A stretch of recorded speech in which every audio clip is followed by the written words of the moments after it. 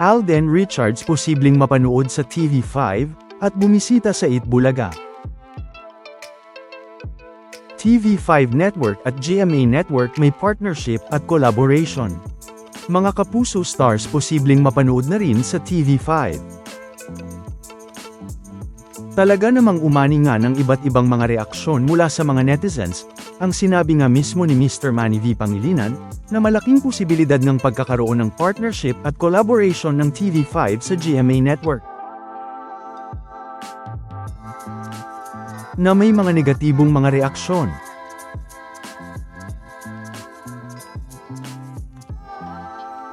Pero may mga positibo din namang mga reaksyon.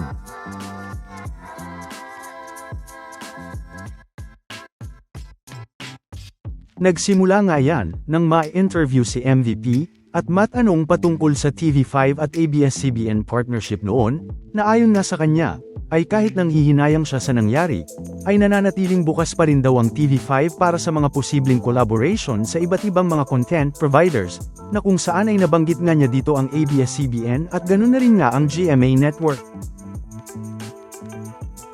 Na mababasa din naman sa isang article mula PEP.ph, na mababasa nga dito na, Manny V. Pangilinan addresses end of TV5 partnership with ABS-CBN.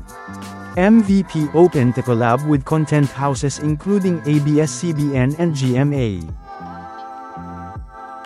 Mababasa pa nga dito na, Manny V. Pangilinan speaks on the conclusion of TV5's partnership with ABS-CBN, saying, "It's regretful, but it is what it is, right?" He added, however, that TV5 remains open to exploring possible collaborations with various content providers, including ABS-CBN and GMA Network. Na ayon nga dito, ay open nga daw ang TV5 sa mga posibleng collaboration nila ulit ng ABS-CBN, na matatanda ang nagkaroon nga ng partnership sa TV5 ng ilang taon, at natapos nga noong January 2, 2026. At hindi nga lang partnership at collaboration sa ABS-CBN ang napag-usapan dito, kundi maging ang posibleng collaboration din ng TV5 maging sa GMA Network. Ayon pa nga dito, na hindi issue para kay Manny V. Pangilinan nang hingan siya ng reaksyon sa mga lumalabas pa ring balita, tungkol sa pagkawala ng ABS-CBN program sa TV5. Dito ay natanong si Pangilinan, o kilala rin sa initials niyang MVP, tungkol sa napabalitang pagkalas ng TV5 sa 5-year content partnership nito sa ABS-CBN noong December 2025. Direktang sagot ni MVP, wala na, tapos na yun. It's regretful, but it is what it is, right? Tiniyak naman ni MVP na bukas pa rin ang TV5 sa block timers o pag-ere ng mga programang iprinuduce ng independent content providers, kabilang ang ABS-CBN at kahit ibang TV network. TV5 got to work with content houses, which ABS is one of them, and it's a major content house. We're prepared to continue working with them as a content provider, and with the other content houses, including possibly even GMA. We could work together in some of the content. Na ayon nga dito, ay handa daw ang TV5 na ipagpatuloy ang pakikipagtulungan sa kanila, bilang content provider at sa iba pang content house, kasama na nga daw dyan ang posibleng maging GMA. Na maaari daw nilang makasama sa paggawa ng content. Mababasa pa nga ang isang tanong dito na, may tsansang makipagkalab ang TV5 sa rival network na GMA7. Of course, they have to agree, paglilinaw ni MVP, na nagsabing bukas siyang makipag-usap sa top executives ng GMA. Diin niya patungkol sa TV5, we're open. Friends of everyone and enemy of no one, right? This industry is too small to be overly competitive.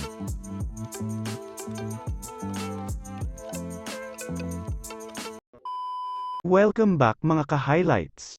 Bago tayo magpatuloy ay maaaring mag-subscribe at i-click ang notification bell para updated kayo sa mga susunod pang videos, at paki-like na rin ang video, share at mag-comment na rin. Maraming salamat po.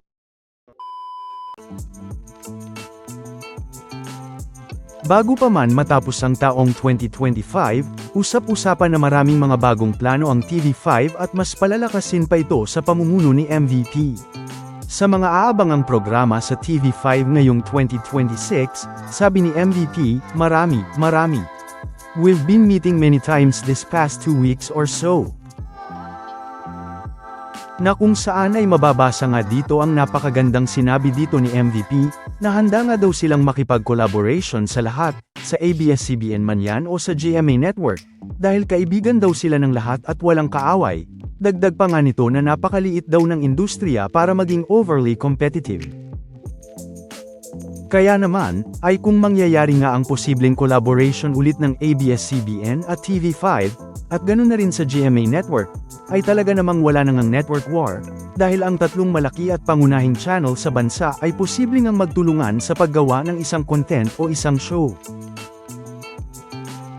At dahil nga sa sinabi ni MVP na, of course, they have to agree, na nagsabing bukas siyang makipag-usap sa top executives ng GMA.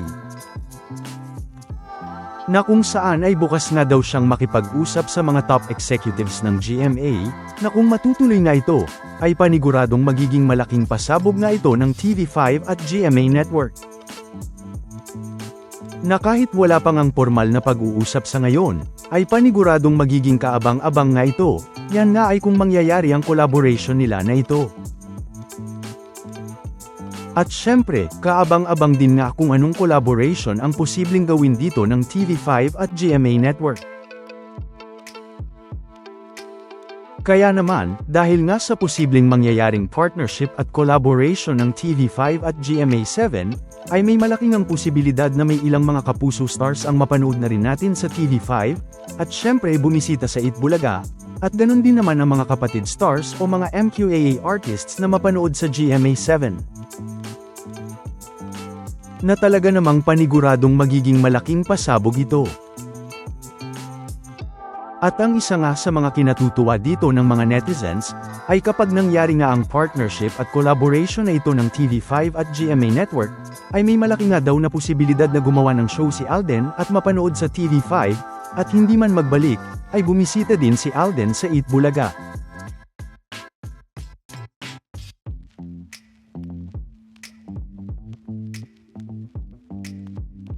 Na matatandaang noong 2023, ay matatandaang noong nag-guest si Tenten sa Itbulaga, ay sinabi nga nito na si Alden ang naghatid sa kanya, noong pumunta siya sa Itbulaga studio.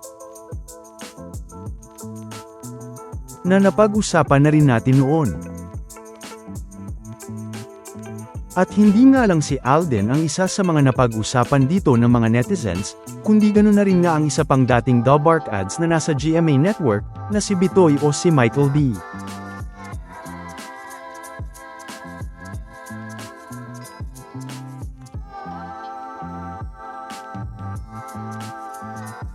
At kung ang guestings nga lang ang pag-uusapan, ay matatandaang noong February 8, 2026 sa show ng TV5 na Vibe, ay napanood nga si Miss Cheryl Cruz noon, at pinayagang mag-promote ng kanyang show sa GMA7 sa Vibe PH. Na isa nga lang sa mga shows ng TV5, na walang tinitig ng TV network, dahil lahat ay welcome sa Vibe stage.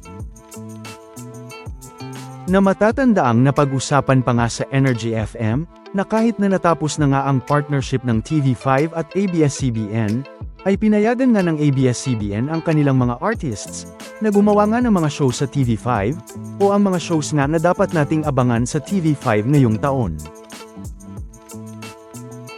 Na ayon pa nga dito, ay ang nangyaring ang pagtatapos ng partnership ng TV5 at ABS-CBN, ay hindi ibig sabihin ay natapos na rin ang collaborations ng mga kapamilya artists sa TV5 Kapatid Network.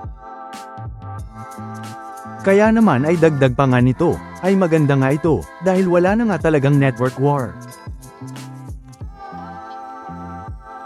Lalo na nga, kung matutuloy ang partnership at collaboration ulit ng ABS-CBN at TV5, at ganoon na rin nga ng TV5 at GMA Network. Samantala, ano naman ang mga masasabi nyo, patungkol sa mga napag-usapan natin, sa video na ito?